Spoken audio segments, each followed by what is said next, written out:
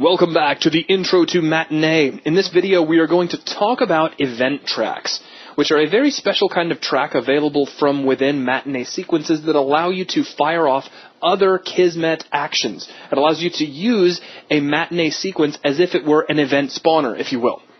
So let's start off by jumping straight into Kismet. And as soon as that appears, we're going to go into our door sequence. And what I want to do is fairly simple. It's going to be used more or less as a proof of concept, but it's going to hopefully open your mind up to a lot of different possibilities that you could use with firing off events inside of Matinee. All I'm going to do is log out the information to the user that the door is open versus the door being closed. So let's start off by opening up Matinee. And now I want to confirm that I have nothing in the scene selected, so I'm going to go to Edit and select None because I'm about to create a new group and I don't want anything to be attached to it. Let's turn off the Curve Editor. I'm going to right-click here at the bottom of my list, and we'll create a new empty group, which I will call Events. There we go. Now, to this group, I'm going to add an Events track. So let's right-click, and we see it right here, New Event Track. Boom, there we go. Now this is really easy how this works. You're going to be kind of surprised. At the very beginning of our sequence, I'm going to press the Enter key to add a key. And when we add a key, it asks for the name of an event.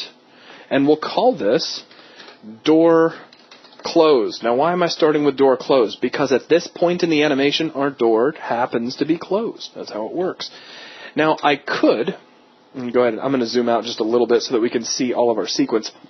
I could take my time slider and drag it right to the end and say door open. I guess I could go ahead and demonstrate that just to show you what it's going to do. Let's go ahead and press enter, and we'll do door, let me capitalize it because I'm picky, door open. Thank you. I know the difference, really. I know how opposites work. So there we go. We have two events, one at the beginning and one at the end of this track. Now, this is going to sort of work. It's not going to give us exactly what we want, but if we close out of Matinee and take a look back in Kismet, we have two new events that have popped up. We have door closed and door open, and we can key off other actions from these connections, which is very handy. So let's start off by going to New Action, Miscellaneous, and I'll bring in a log. Let's right-click, and we'll expose a variable, which I'll expose a string. Let's connect door closed to the input. We'll right-click and create a new string from the string output. And we will name this, as the event suggests, we'll actually type out a message. The door is open! Exclamation point. Now that's on the door's closed. I know. I was seeing if anybody was paying attention. I'm right there with you. I promise that was on purpose, really. So okay. Let's right-click, and I'm going to hide all unused connectors, so that becomes a very simple log. Let's grab this whole thing, Control-C, Control-V, and we'll connect this to door open, and I'll just change the name over here from door is closed to the door is open. And there we go. So now we have these two logs firing off. Now, let me show you where our problem is going to come in. Let's test everything out. I mean, it's going to work, but it's going to work a little too good. Yeah, it's going to give us a lot more information than we need. Doors open. Okay. Doors open. Doors closed. Doors closed. Doors open. Open, closed. It talks too much. So much information. It's a little too chatty. Now, why is it doing that? Let me go ahead and give you a quick overview.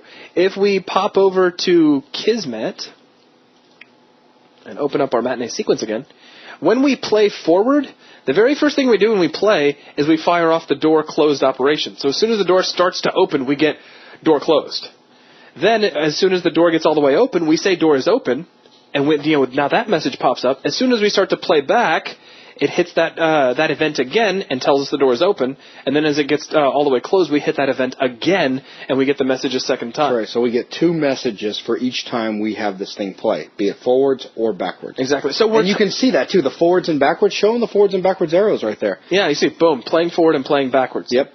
Now, we can fix this by putting our messages, our events, on separate event tracks, and then forcing some tracks to only play when we're playing forward, and others to play only when we're playing backward. So let's take a quick look at that. Now, I do have the ability to toggle that off right here and right here. So this controls whether the event track will play when going forward, whether it'll play going backward, or both. Now, if you really stop and think, this gives a lot of control here inside of Matinee by being able to control exactly when you are going to fire off an event that you can use externally for driving other things. things. And you can control this not only where along in the time slider, but also if the if the matinee sequence is playing forwards or if it is playing in reverse. That's a lot of control. Oh, yeah, all sorts of cool stuff you could do with that. So what I'm going to do is take our door open key, and I'm going to delete it. And let's go ahead and add a new event track. So we'll right-click on our events group, new event track. Now I'm going to, just on principle, I'm going to name this key something new. Instead of just door open, we're going to call this door opened, and that has to do with the way sometimes Unreal stores names that you've already used. So just as a safety precaution, we'll use an entirely different name. Now, I want the door closed to only play when we go backward. Because it's closing. That's right. Closing, closed. While we're opening, I only want this track to play forward. Very nice. Now, if you want to, you can confirm this over in the Properties window. So you have checkboxes here as well. B, fire events when playing forward, and B, fire events when playing backward. There are two different checkboxes. If you don't want to use those very cool little yellow indicators for some reason, but I can't imagine why that would be, because those are awesome. Okay, so with that, we can give this a quick test. So we'll close out of Kismet altogether and play. Hang on one second. Before we go, let's jump back over into Kismet real quick. Oh, but I was so excited. I know. Oh, yeah, it's not going to work. That's right. Yeah. But see, that's what happens when you get excited. We need to take door open and plug it into something. Now. Yeah, we broke that event, which broke the connection, and nothing was plugged in. Right. All right, so now let's give this another shot. All right, so, boom, door's open. Hey, and we'll stay there. Now when we back away, we get nothing until the door is closed again. All right, so now we have much better control over the firing of this external event. That's right. Now, naturally, you normally wouldn't want to just log out some information to the screen. There's all sorts of things you could do, though. You know, we could have enemies come into the room when this door is open. We could have it fire remote events, which is actually something we're going to make use of. The possibilities are nearly endless. Oh, yeah. You could just go on and on and on with different things you could spawn from this. In fact, you could make this spawn other matinee sequences to do other things. So really, the possibilities become endless. But that is going to wrap things up for this particular demonstration.